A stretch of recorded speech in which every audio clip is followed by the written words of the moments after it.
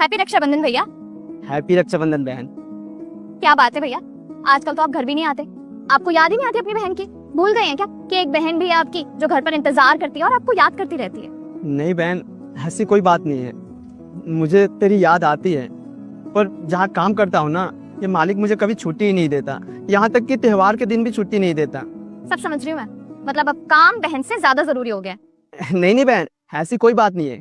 तेरे से जरूरी कोई मेरे लिए काम मैटर नहीं करता। और बहन, मुझे अच्छे से मालूम है कि मैं क्या फील करता था। मैं अनाथ होने के कारण रक्षाबंधन पर ऐसे ही उदास रहता था, पर तुम मेरी जिंदगी में आई और मुझे हर साल राखी बांध दी। मुझे बहन के रूप में तुम मिली है। भैया, मैंने आपसे कितनी बार कहा है, आप अनाथ नहीं हैं। इस दुनिया में अब आपकी एक बहन है। और मेरे पास भी तो पहले कोई भाई नहीं था ना। मैं हमेशा भाई के प्यार के लिए तरसती रहती थी, लेकिन आप फिर मेरी जिंदगी में आए और आपकी वजह से मैंने जाना कि एक भाई का प्यार कैसा होता है। आप ये बात दोबारा कभी नहीं कहेंगे, ठीक है? ठीक है बहन, अगर तू कह रही है तो मैं आज के बाद ये सब नहीं बोलूँगा। और हाँ, तू तो राखी बांध दे और तुझे शगुन के तौर पर कुछ दिया भी नहीं। वो मेरे पास ये 100 रुपये हैं, ये तू रख ले।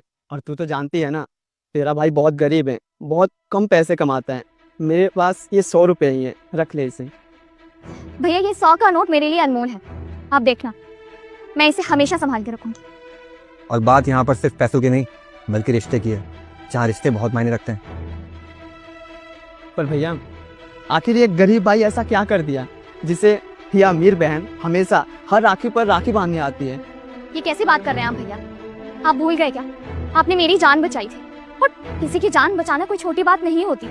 अगर आपने उस दिन मेरी जान ना बचाई होती तो शायद मैं यहाँ जिंदा भी ना खड़ी होती। बहन, ऐसी बात कभी दोबारा मत बोलियो, ठीक है? और मैं तेरा भाई हूँ, तो मेरा तो फर्ज बनता है ना कि अपनी बहन का रक्षा करना, उसका देखभाल करना। और मैं वही काम किया।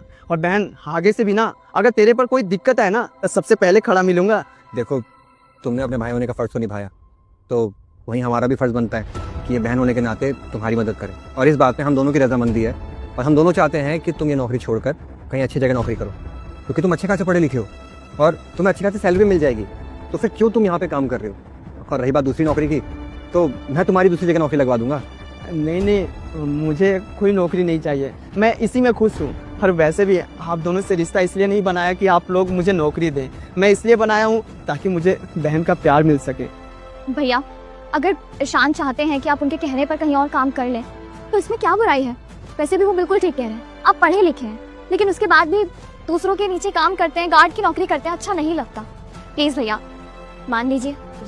पर बहन, पर कुछ नहीं, ये जो कह रही है बिल्कुल सही कह रही है। और तुम एक बात बताओ,